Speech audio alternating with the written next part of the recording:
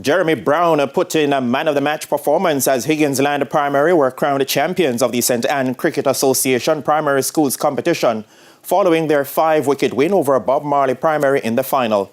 Batting first, Bob Marley Primary were bowled out for 108, with Brown taking 5 for 23. Javane Johnson made 35 and Devontae Bygrave 28.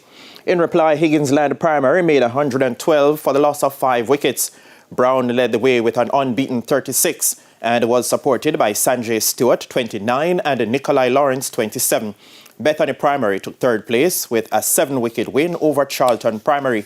Stephen Miller made 37 in Charlton's 65 all-out. Torian Smith, Theon Sawyers and Dejan Farquharson took 3 wickets each.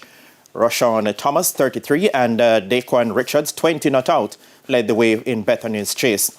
According to the St. Anne Cricket Association President Keith Walford, the performance of the players was quite pleasing.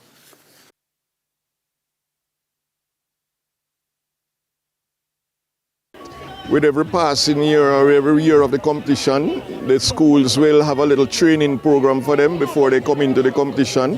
And so the performance will keep improving because like everything else, you start at the bottom and then we hope that gradually the performances will improve, and that is how we get to the West Indies level. Walford says the talent pool in the parish is big, but corporate support is needed for further development. We're focusing on the youngsters, getting them into the game, getting them involved, because we have to have a strong youth program if we're going to maintain or if we're going to get West Indies cricket back to where it should be or where we want it to be. And so we think this is the part of the program that's very, very important.